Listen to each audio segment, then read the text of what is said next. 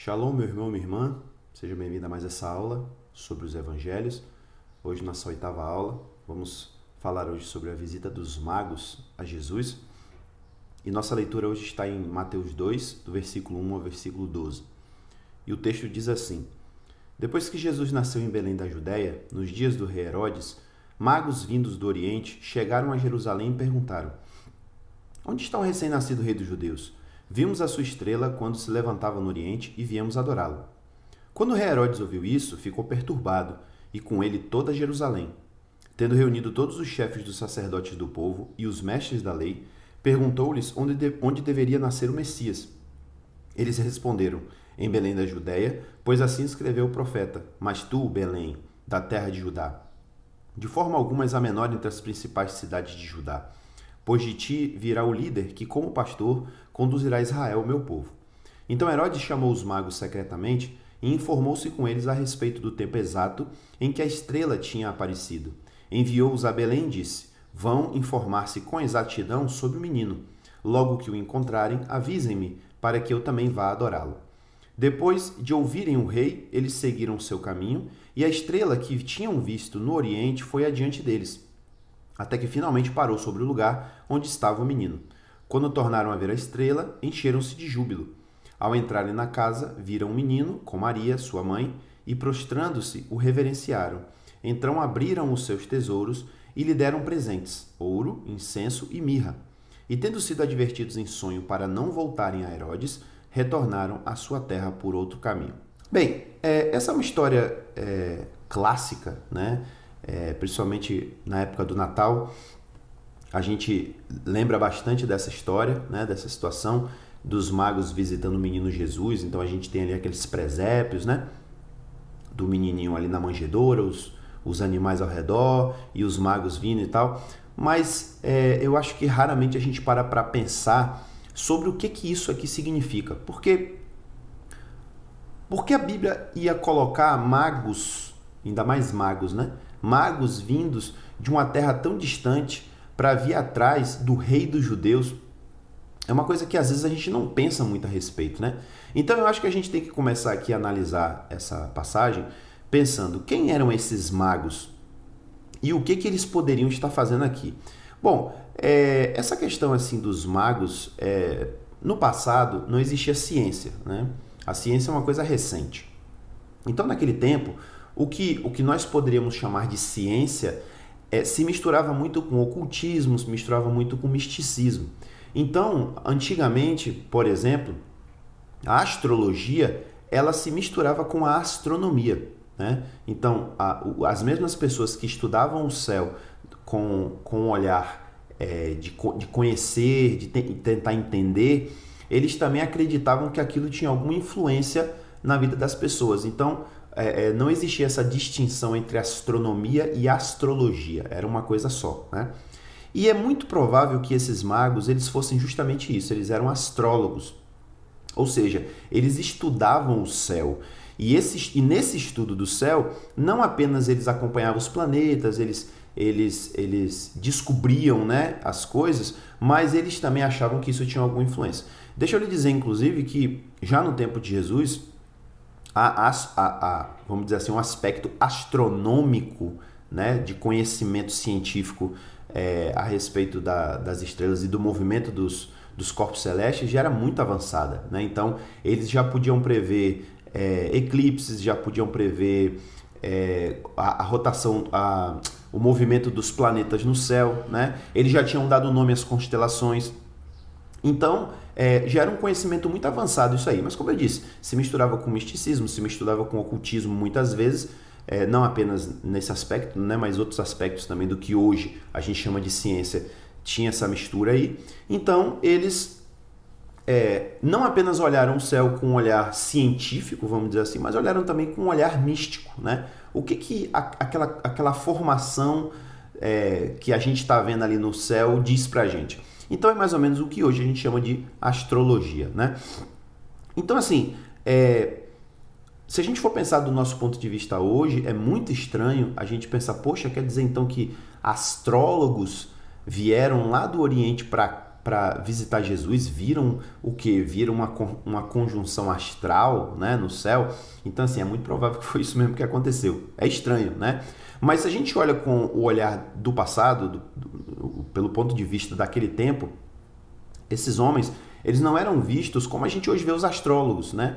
Hoje a gente muitas vezes, né, algumas pessoas não, mas uma grande parcela das pessoas, inclusive cristãos, né, veem os astrólogos como, sabe, uma pessoa assim que fica falando coisa genérica na televisão, no jornal, e que é bobagem, né? A gente considera como bobagem.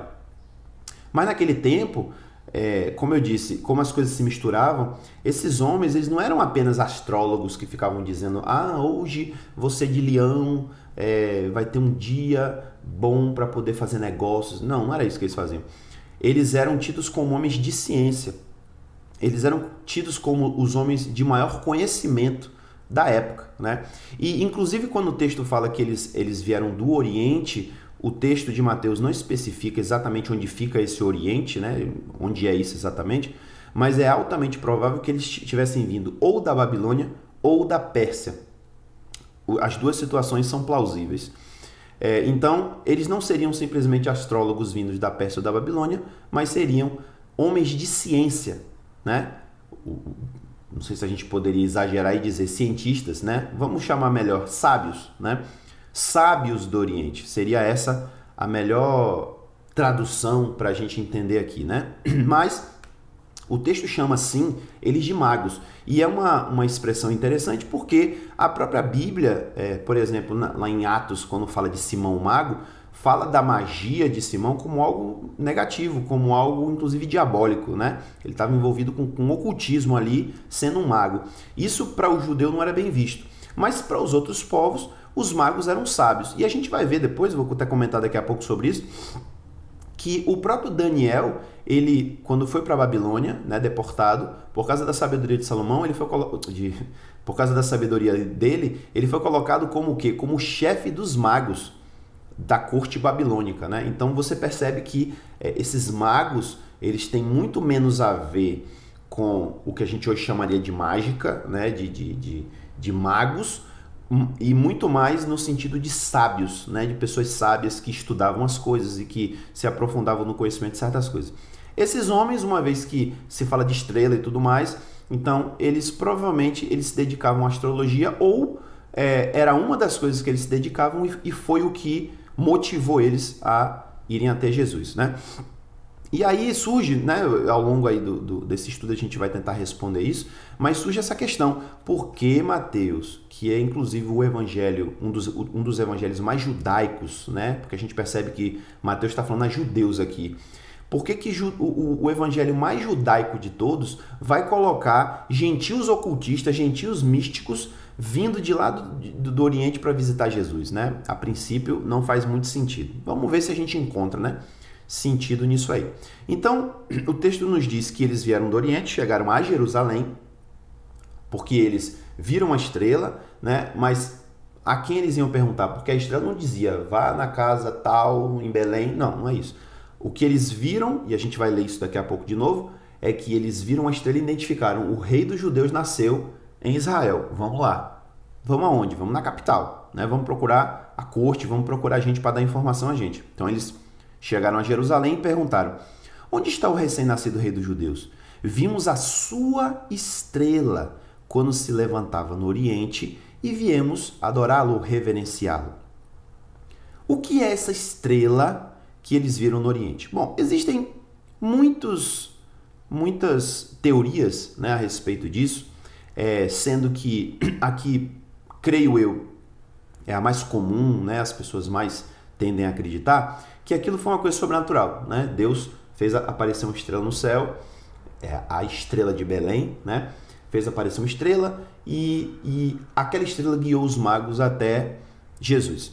Outros já mudam um pouquinho isso, dizendo: não foi meramente uma estrela, foi um anjo, né? Deus fez um anjo aparecer na forma de uma estrela e aquele anjo guiou os homens até Jesus. Mas quando a gente para analisar a coisa sem esse viés mais, vamos dizer assim, mais alegórico, né? Quando a gente tenta tentar recriar essa cena de uma forma mais verídica, é altamente improvável que a estrela de Belém fosse um fenômeno daquele dia, daquele momento, né? Que fosse uma coisa que surgiu no céu naquele dia. Ou seja, não existe, não se encaixa aqui a ideia de um fenômeno sobrenatural. Porque como é que eles iam ver a estrela no céu e saber que aquela era a estrela do rei dos judeus que tinha nascido, né? Para que isso acontecesse, então a estrela tinha que nascer no céu e alguém tinha que ir lá avisar eles, um anjo ou alguma coisa do tipo. E eles não falam nada sobre isso, né? Eles não chegam dizendo, um anjo nos avisou, não. Eles só dizem assim, vimos a sua estrela do Oriente e viemos adorá-lo, reverenciá-lo. Então, eu vou te dar uma teoria aqui que eu particularmente acho ela muito plausível, embora ela é estranha, né, em certo aspecto, mas ela é a mais plausível de todas. Como eu falei com você, lá já no tempo de Jesus, a astronomia já era um negócio muito avançado, já se previa os movimentos celestes, né, aquela coisa toda. Então, hoje, mais do que nunca, esse conhecimento se consolidou, né? Então, o que hoje a gente chama de astronomia, não mais astrologia, né? Houve essa divisão, então a astrologia ficou só no campo místico, né? E a astronomia ficou no campo científico. Então, os astrônomos hoje conseguem, inclusive, olhar para trás e dizer assim, vamos ver em que posição estava Saturno há, sei lá, 2.000 anos atrás, vamos ver como é que a constelação tal estava posicionada há 1.000 anos atrás, é possível fazer isso, né?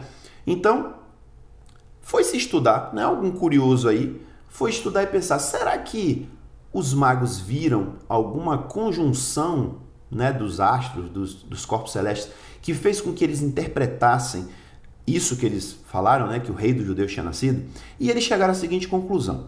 No dia 12 de agosto, olha a data, 12 de agosto do ano 3 a.C., ocorreu uma conjunção de Vênus e Júpiter, ou seja, do planeta Vênus, né, do planeta Júpiter, na constelação de Leão, alinhados com uma das estrelas desta constelação chamada Régulus.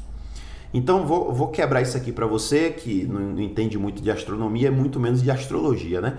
Então, o Leão é uma constelação, né? Quando você olha para o céu, você vê lá as estrelinhas, e já desde o passado, esses sábios, né? Esses astrônomos ou astrólogos, eles olhavam e falavam, rapaz, aquela conjunção de estrelas, quando a gente vê assim daqui para lá, parece que é um leão. Então, eles faziam até, a gente hoje na internet, aplicativos e inclusive em livros, né?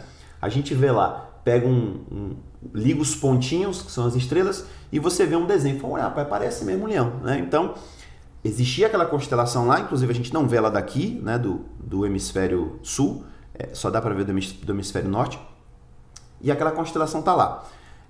Dentro dessa constelação, ou seja, alinhado, né, naquela conjunção ali, eles viram o planeta Vênus e Júpiter alinhado com uma das estrelas dessa constelação que chama de Régulus. Então elas ficaram lá, né? Júpiter, Vênus e Régulus ficaram alinhados ali.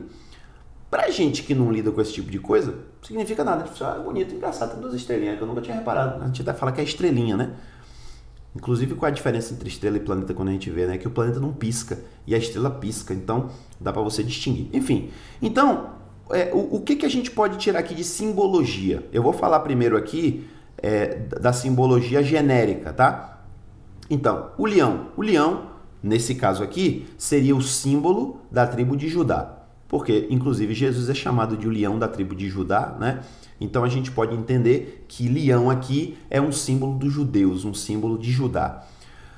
Júpiter, já na época dos babilônios, era chamado de o planeta rei, porque, inclusive, Júpiter é considerado um dos maiores deuses, né, lá do panteão greco-romano, então era chamado de planeta rei. E essa estrela chamada Régulus, ela significa rei, né? Deram um nome a ela por algum motivo, e Régulus significa rei. Então você vê que está tudo aí alinhado com realeza, né? E Vênus era a deusa da fertilidade da mitologia greco-romana, e o planeta Vênus foi dado em homenagem a essa deusa, né? E ela representa a fertilidade e nascimento. Então, quando você vê aí essa conjuntura, uma constelação de Leão, representaria Judá, dois planetas, um simbolizando um rei e outro simbolizando o nascimento.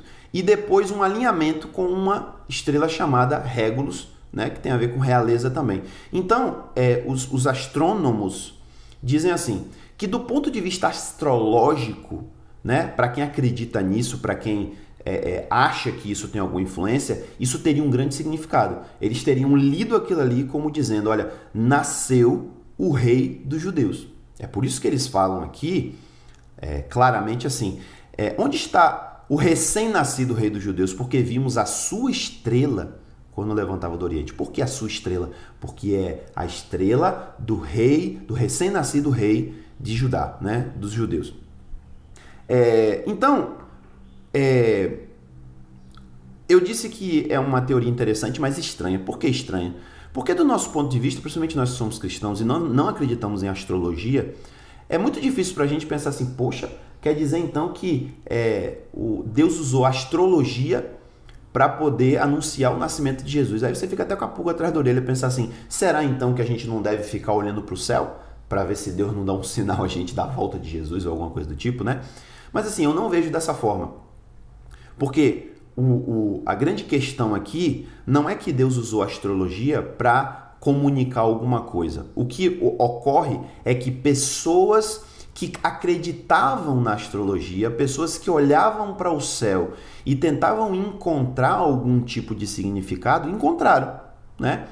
Talvez até pela primeira vez houve de fato um significado real daquilo ali, porque eles entenderam que tinha acontecido aquilo, o rei dos judeus tinha nascido, né?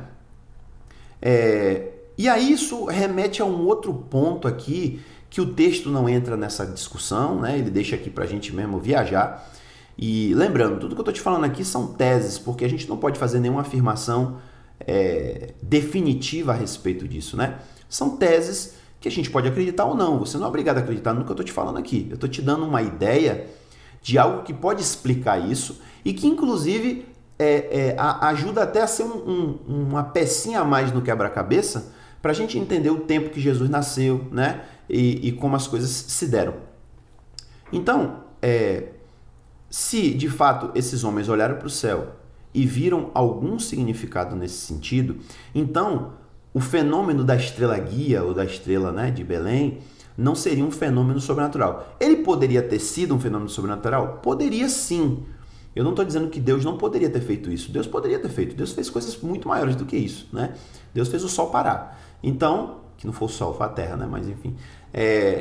Então, assim, Deus pode fazer o que ele quiser. Mas o que é interessante aqui é a mensagem que Mateus está passando para a gente aqui. Então, eu já comecei dizendo que os magos eram astrólogos, que estavam lá no Oriente, né? E que viram isso aqui. Agora, para pensar. Até quem já teve contato com astrologia, eu não entendo muito de astrologia, entendo muito pouco, né? Mas o pouco que eu entendo, eu sei que os místicos, né, os astrólogos veem nessas conjunções são mensagens muito vagas, né? Não é uma mensagem do tipo, olha, o cara olhou para o céu e lá estava escrito assim, diga a Jorge Júnior que ele vai jogar na loteria hoje, ele vai ganhar. Não é isso que está dizendo lá, né?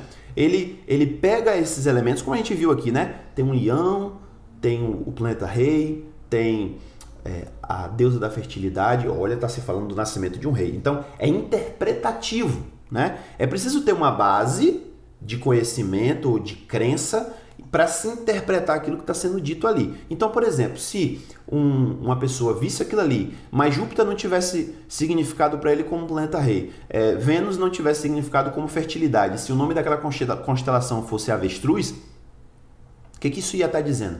Não ia estar dizendo nada, né? Mas por causa desse conhecimento prévio, dessa crença, então ele interpretou ali rei, fertilidade, leão, né? Essa coisa toda.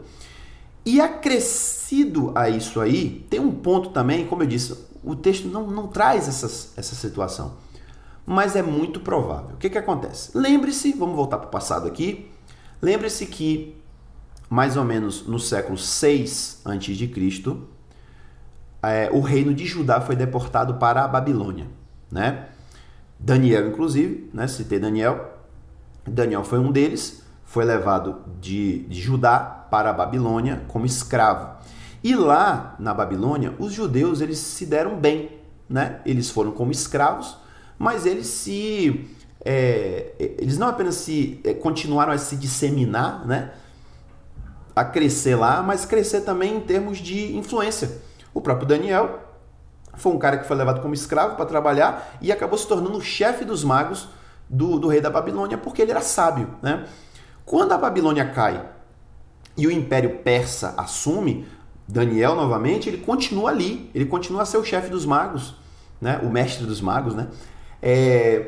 E os judeus continuam a ter influência no reino persa. Bom, quando o povo volta no fim do cativeiro para Israel, e isso já no período persa, né? Porque isso aconteceu com Ciro, que foi o primeiro imperador medo-persa. Então ele permite que o povo volte, mas nem todos voltam, né? Então chega no tempo de Jesus, por exemplo, existia, e é engraçado que até hoje ainda existe por ali alguns judeus que ficaram perdidos, né, por assim dizer, mas no tempo de Jesus existiam comunidades muito grandes de judeus na Babilônia, comunidade de judeus na Pérsia. Por que eu estou te dizendo isso? Porque para mim, tudo isso que eu falei aqui só faz sentido, né, deles terem visto uma conjunção, os magos e tal, se esses magos tivessem algum conhecimento prévio de que nasceria um rei em Judá. Eles teriam que ter um conhecimento prévio de alguma profecia, de alguma coisa nesse sentido aí nas escrituras, na teologia, enfim, na crença judaica, para que eles pudessem olhar aquilo e dizer, olha, nasceu o rei dos judeus. Porque veja bem, irmão, se isso fosse uma coisa natural, comum, ou enfim, deles lá, quando tivesse nascido, por exemplo, o rei Herodes, eles tinham ido lá. Quando tivesse nascido o filho do rei Herodes, eles teriam ido também, né? Ou então, se fosse um fenômeno astronômico qualquer, né, uma estrela que nasceu lá, outras pessoas podiam ter visto, poxa, nasceu uma estrela nova. E qual é o significado dela? Todo mundo sabe que aquilo ali é o rei do judeu que nasceu, sabe? Não faz muito sentido. Então, eu penso que esses homens... O texto não diz que eles eram judeus, então eu não vou me arriscar a dizer que eles podiam ser judeus, né, que estavam envolvidos lá com esses conhecimentos astrológicos, mas eu acho que, uma vez que eles eram sábios, uma vez que eram homens que buscavam conhecimento, eles muito provavelmente tiveram contato com a cultura judaica, tiveram contato com as profecias, porque é uma coisa, inclusive, muito interessante, inclusive, abrindo um parênteses aqui, só para te dar um exemplo de como isso pode ser verdadeiro, Isaac Newton, que é considerado um dos grandes homens da ciência moderna, né, que descobriu a lei da gravidade e outras coisas mais, Newton deixou mais escritos sobre profecia bíblica do que sobre ciência. É engraçado isso, né? Newton era obcecado pelas profecias bíblicas, principalmente pelas profecias de Daniel e o Apocalipse. E ele deixou muita coisa escrita a esse respeito. Então, eu quero te mostrar o seguinte: se existe sede de conhecimento e existe sede de Deus, a pessoa naturalmente ela vai buscar Deus usando as suas ferramentas, né? Então eu penso que esses homens, uma vez que eles eram homens de busca de conhecimento, eles buscavam conhecimento, tiveram contato com as profecias e eles provavelmente sabiam, olha, existe uma promessa de que vai nascer um rei, e vai ser um rei importante, não é um rei qualquer, um rei importante vai nascer em Judá. Quando vai acontecer? Não sabemos. A profecia fala inclusive de uma estrela, então vamos ficar atento. E se você não está lembrando disso aí, você depois dá uma lida aí em Números 24:17 e você vai ver que existe uma profecia falando de uma estrela que vai indicar o nascimento de um rei, né? Isso obviamente, a tradição judaica, né? a tradição dos rabinos, ajudou a cimentar essa crença, né? a interpretar essas passagens. Inclusive, Daniel 9:24 também tem um pé nisso aí. Então, quando se pega essas passagens e se junta, fala assim, olha, são profecias messiânicas. Está se falando do rei Messias que vai nascer. Então, é dito que vai ter uma estrela. Então, é por isso que eles falam que eles viram a sua estrela. Não é porque nasceu uma estrela diferente. É porque eles estão se baseando na profecia. Essa é a minha tese, tá? Que eu estou passando para você. A minha teoria aqui, que não é só minha, né? Tem gente também que acredita nisso. Então, a gente chega à conclusão de que é mais provável que eles eram astrólogos, eles viram uma conjunção astral, eles tinham conhecimento prévio das profecias do nascimento do Messias, e quando eles viram aquela conjunção específica, eles falaram, olha, nasceu o rei dos judeus. A profecia se cumpriu. Então aí eles vão até Israel para procurar então esse rei, né? Inclusive, diga-se de passagem, eu acredito que esses homens não apenas eles tinham esse conhecimento, mas eles tinham algum tipo de temor de Deus, eles tinham algum tipo de interesse, né, por aquilo que os judeus ensinavam a respeito de Deus e tudo mais. Porque, veja, eles podiam simplesmente ter visto aquilo e falar, olha, será que aquela profecia que se cumpriu? Pode ser, né? Tudo bem, deixa pra lá. Mas não, eles se deslocaram de onde eles estavam, eles foram procurar, eles foram confirmar se aquilo era verdadeiro e a gente vê no final da história que eles reverenciaram esse rei e eles deram presentes a esse rei. Então, assim, eles tinham a consciência, a crença de que aquele rei era importante, né? Então, alguma coisa prévia tinha aí. Então, a gente percebe que se a gente fosse aqui escrever, por exemplo, uma ficção, tinha muito material aqui para a gente tentar traçar o perfil desses magos, né? Para tentar descobrir quem eles eram. Então, fica aí essa teoria e ela, para mim, faz um sentido especial, porque quando a gente vê quando essa tal dessa conjunção astronômica aconteceu, bate com as teses, né, que eu já tenho apresentado a você aqui sobre o tempo do nascimento de Jesus. Porque se eles viram essa formação em agosto do ano 3 a.C., e quando a gente chega mais para frente, eles vão dizer que tinha mais ou menos de 1 a 2 anos que eles tinham visto a estrela, então significa que Jesus tinha nascido entre o ano 1 e o ano 3, que fica mais ou menos aí na faixa do que a gente está dizendo já desde a época aí que a gente estava falando sobre o nascimento de Jesus, o recenseamento, né? Já falamos sobre isso. E depois a gente vai falar mais coisa, para botar mais ainda a lenha nessa fogueira aí. Então, eles chegam lá e perguntam, olha, cadê o rei? A gente quer conhecer ele, a gente quer prestar nossa reverência a esse rei. Quando Herodes ouviu isso, ficou perturbado e com ele toda Jerusalém. Claro, Lucas está exagerando, né? Ele não quer dizer que toda Jerusalém sequer tenha ouvido falar disso, mas no sentido de que a corte, né, de Herodes ficou perturbada. As pessoas que tiveram conhecimento daquilo ficaram perturbadas. Por quê? Porque de repente surge aqui esses estrangeiros falando do nascimento de um novo rei dos judeus, e não se engane, as pessoas e o próprio Herodes entenderam que está se falando do Messias. Porque, inclusive, naquele tempo, já falamos sobre isso também, existia uma expectativa messiânica muito grande, né, para a vinda do Messias. Então, eles entenderam que era o Messias. E tanto é que o texto continua dizendo assim, tendo reunido todos os chefes dos sacerdotes do povo e os mestres da lei, Herodes perguntou a eles onde o Messias deveria nascer. Ó, então, quando se falou de um rei dos judeus que nasceu, na mesma hora Herodes, misericórdia. Aí foi lá, vem cá, o que as profecias falam a respeito do nascimento do Messias? Onde é que ele nasceria? Foram perguntar aos sacerdotes e aos mestres da lei, que eram os homens que tinham conhecimento disso, né? A gente vai ver ao longo da história de Jesus, surgir aí os sacerdotes, os mestres da lei, os fariseus, os escribas, como inclusive adversários de Jesus, mas a gente vai inclusive explicar, né, mostrar que não significa que todos eles eram vilões, tá? Porque o problema deles é que eles detinham um conhecimento. Eram eles que interpretavam as escrituras. Eram eles que eram os mestres do povo. Então, por isso que eles detinham esse conhecimento e muitas vezes se batiam com Jesus, né? Porque, primeiro, que Jesus estava arrebanhando mais gente do que eles e, segundo, porque Jesus estava trazendo outras interpretações, né? Mas mais para frente a gente vai falar sobre isso. Então, perguntou a eles, onde é que deveria nascer o Messias? Eles vão e respondem dizendo, olha, existe uma profecia em Miqueias, e essa passagem que eu li está em Miqueias 5:2, que diz assim, mas tu, Belém, da terra de Judá, ou outra expressão fala, mas tu, Belém, Efrata, da terra de Judá, de forma alguma és a menor entre as principais cidades de Judá, pois de ti virá o líder que como pastor conduzirá Israel, o meu povo. Então eles falam, olha, essa profecia de Miqueias fala claramente, o Messias vai nascer em Belém da Judéia. Eu queria te chamar a atenção para uma coisa que a gente... na Bíblia não tem, né? No Novo Testamento a gente não encontra essa informação, mas fora da Bíblia a gente encontra.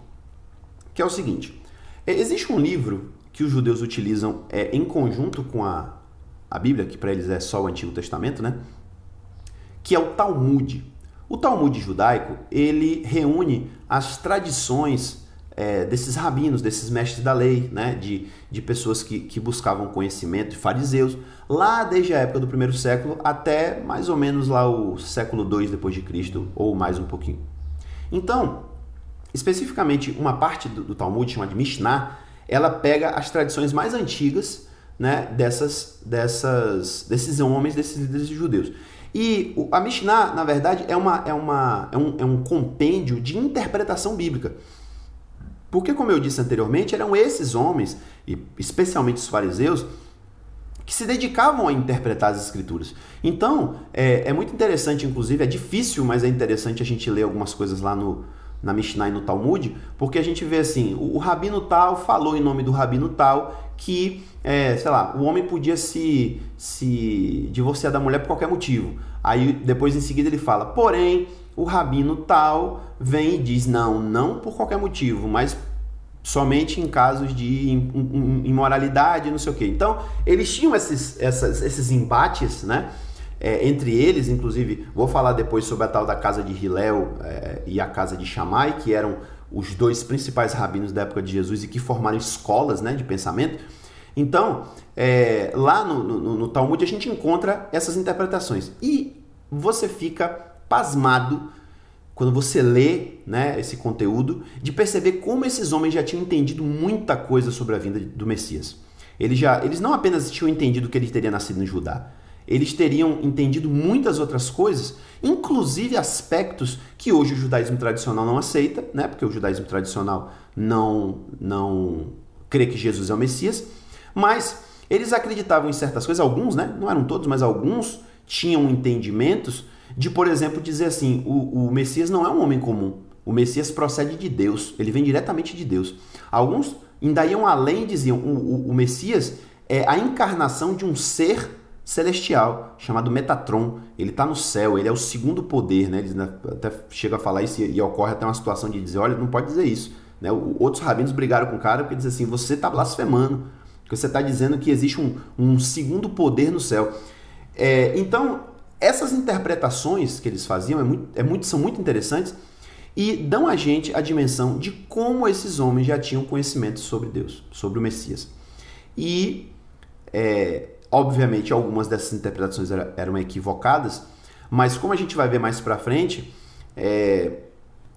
o momento, né, a situação vigente que os judeus viviam, fez com que eles interpretassem a vinda do Messias de uma forma muito particular deles, né? Porque eles queriam que o Messias viesse para libertar eles de Roma, né? Então, acaba que eles mudam um pouco, ou nem mudam, mas vamos dizer assim, eles escolhem um caminho de acreditar no Messias, né?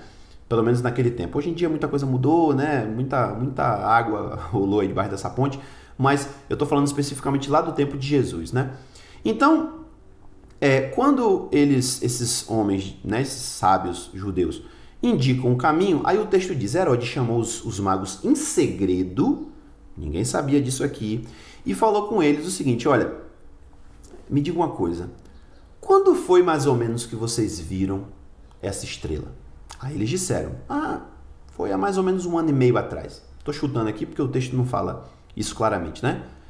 Dá só uma dica aqui, mais pra frente. Porque mais pra frente vai dizer que Herodes mandou matar os meninos de 2 anos para baixo, de acordo com o tempo que ele ouviu dos magos. Então, como é de 2 para baixo, então a gente acha que eles podem ter dito mais ou menos 1 ano e meio, e Herodes, no exagero, botou, mata logo de 2 anos para baixo, porque ninguém vai ficar perguntando. Eles têm 1 ano e meio, né? Então, matou os meninos de 2 anos para baixo. Então, disseram, mais ou menos 1 ano e meio que a gente viu. Aí Herodes vai e fala assim, então olha só, vocês vão para Belém, o Messias deve nascer em Belém.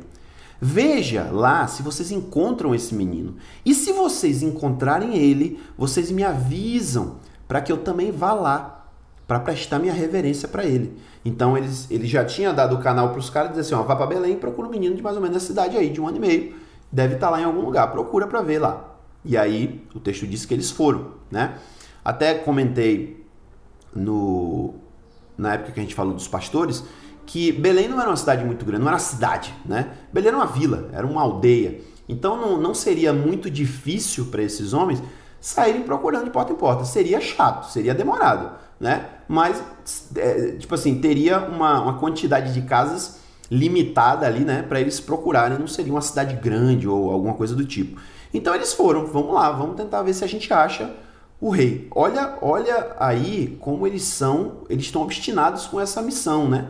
De encontrar o rei. Porque se ele chegasse lá e falasse assim, poxa, um virasse pro outro e falasse assim, poxa, ninguém sabe onde é que o menino nasceu. É Belém, tem que entrar na cidade e procurar. Vamos fazer o seguinte, ô Herodes, fica aqui com os presentes, procura você o menino e dá pra gente, viu? E a gente vai embora. Não, eles estavam obstinados a encontrar, né, essa criança. E isso eu acho que fala ainda um pouco mais sobre quem eram esses homens e a motivação deles em estarem ali, né?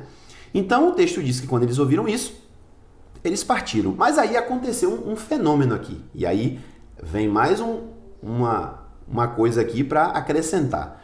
Diz assim: eles seguiram o seu caminho e a estrela que tinham visto no Oriente foi adiante deles, até que finalmente parou sobre o lugar onde estava o menino. Bom, lá naquela teoria da conjunção astronômica, esse mesmo pessoal que disse que no ano 12 de agosto essa conjunção aconteceu, né, no ano 12 de agosto do ano 3, eles dizem que em 17 de julho do ano 2, ou seja, no ano seguinte, Júpiter e Vênus se alinharam de novo. E dessa vez, Júpiter e Vênus, eles estavam alinhados um por cima do outro, né, na mesma posição, e eles teriam criado uma aparência de ser uma estrela nova, como se fosse um corpo novo, mais brilhante. Isso é o que eles afirmam lá, tá? Então, a gente poderia talvez afirmar que quando eles viram isso acontecer, quando esse alinhamento aconteceu naquele momento ali, eles, olha, ela reapareceu, né? E foram lá. Eu vou ser honesto com você e vou dizer que eu não acredito nessa parte da teoria. Por quê? Porque esses alinhamentos, eles não acontecem igual um eclipse, né? Não é do tipo assim, vamos ficar esperando, aí tá lá a lua, o sol, aí daqui a pouco o sol fica em cima da lua e depois passa. Não é assim que funciona. Isso vai acontecendo gradualmente.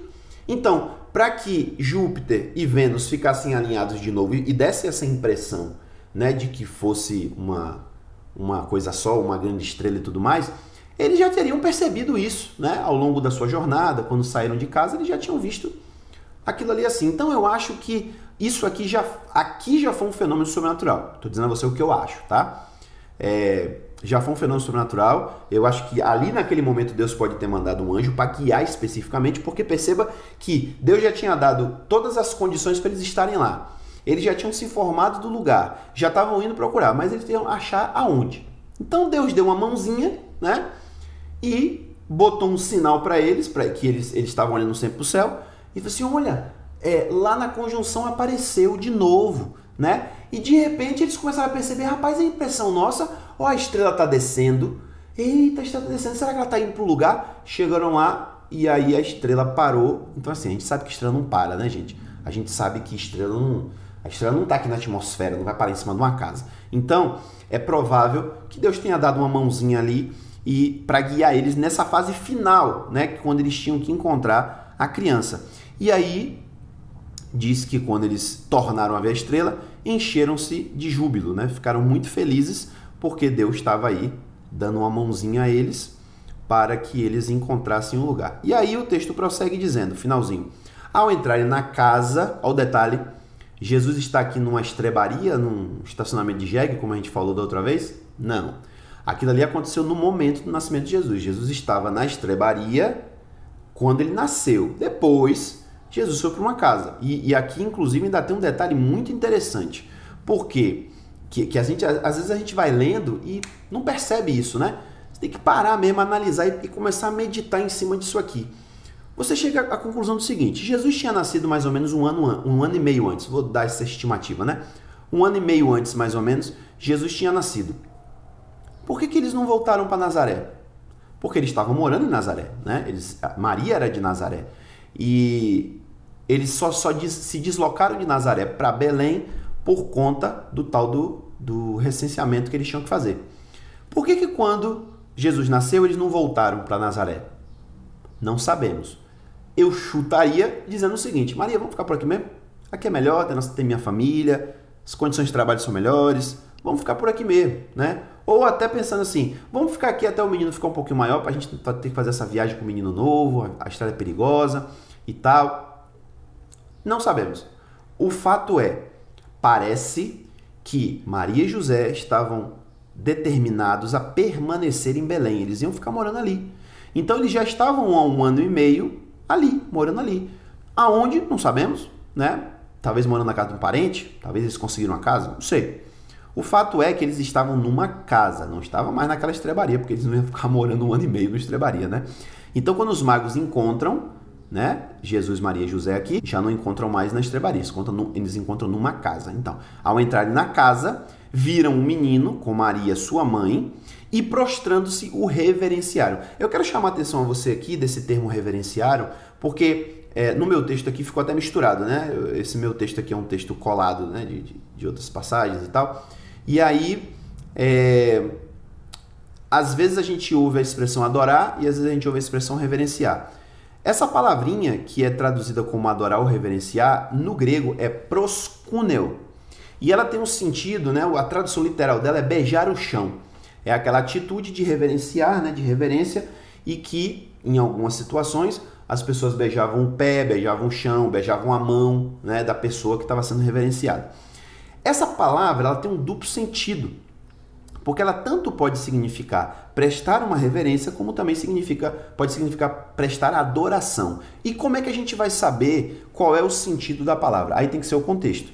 Então, todas as vezes que uma pessoa se ajoelha diante de uma pessoa, de outro ser humano, ele está prestando uma reverência, ele está dizendo, olha, você é importante, né? Eu te respeito, eu estou submisso a você, né? No caso de reis especificamente, né? Quando alguém ajoelha e beija a mão ou beija o pé do rei, então é para demonstrar submissão. Quando isso é feito a Deus, obviamente Deus não está ali na frente de ninguém fisicamente para que alguém pegue na mão de Deus ou beije e tal, então a gente faz isso, né? Vamos dizer assim, de forma espiritual, vamos dizer assim, né?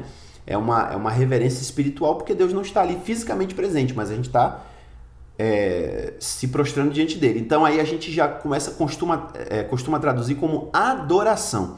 Mas perceba que o sentido final da coisa é muito parecido, porque quando a gente fala que está adorando a Deus ou que está reverenciando uma pessoa, a gente está mostrando submissão àquela pessoa. E é exatamente esse o propósito, né?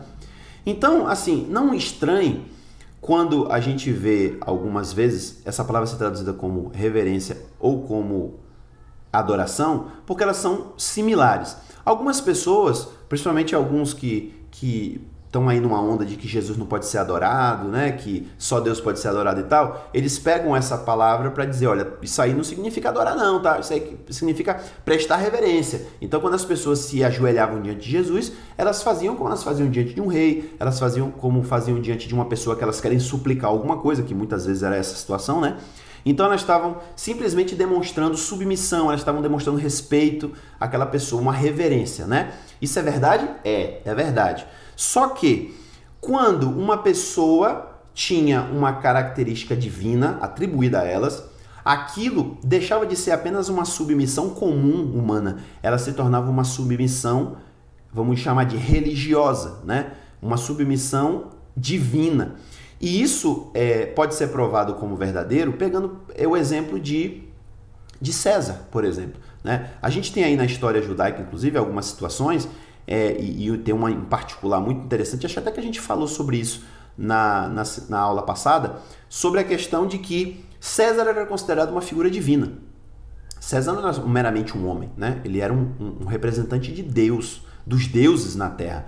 Então, existia o culto ao imperador, existia uma estátua do imperador, inclusive, e as pessoas se ajoelhavam diante dela. Aquela história também da estátua de Nabucodonosor, né? Tem toda essa ideia aí. E essa reverência que é prestada é reverência mesmo, não apenas de respeito, mas uma reverência de atribuir àquela pessoa uma característica divina, né?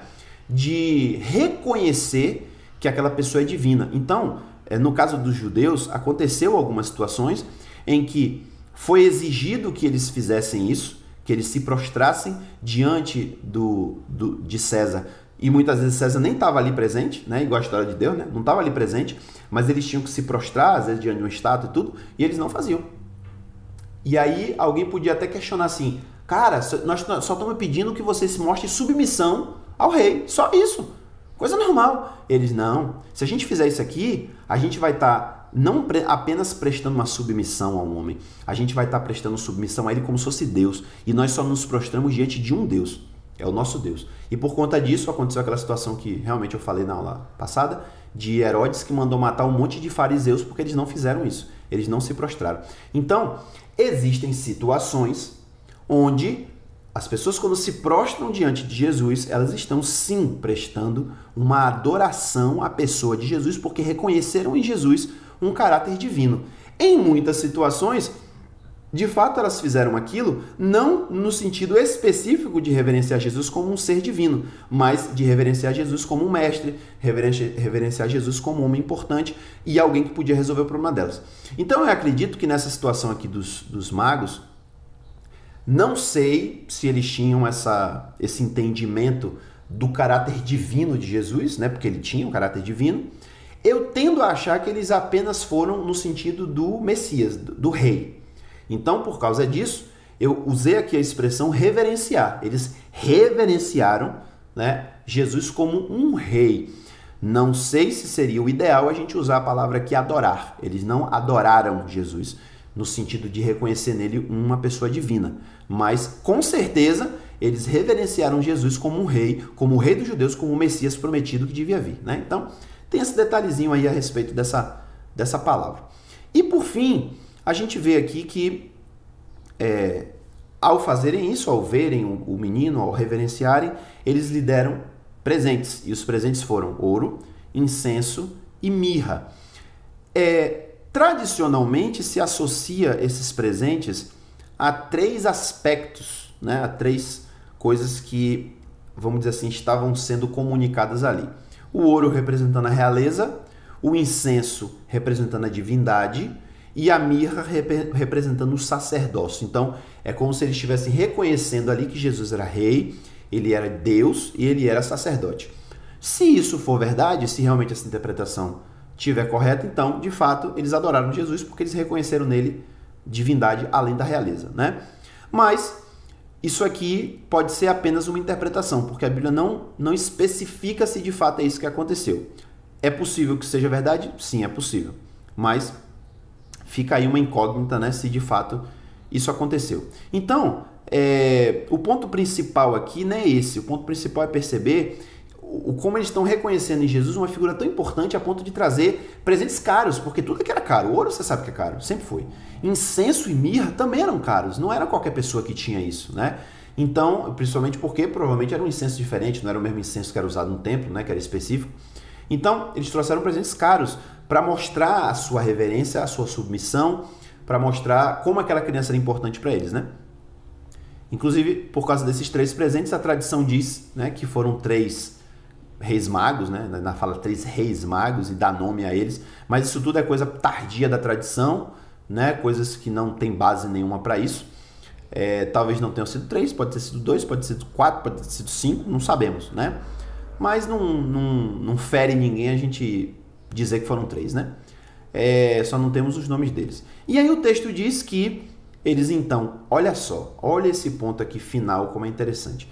Tendo sido advertidos em sonho para não voltarem a Herodes, retornaram à sua terra por outro caminho.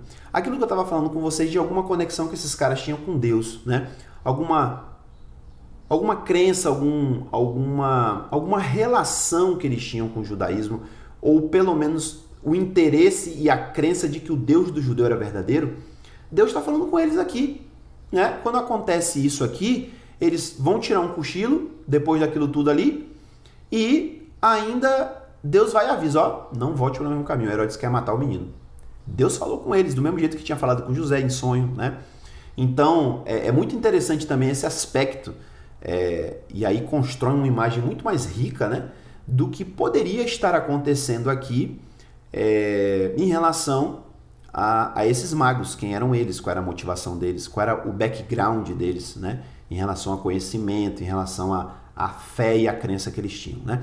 Então, a gente tem aqui uma visão um pouco mais profunda dessa história de Natal, né?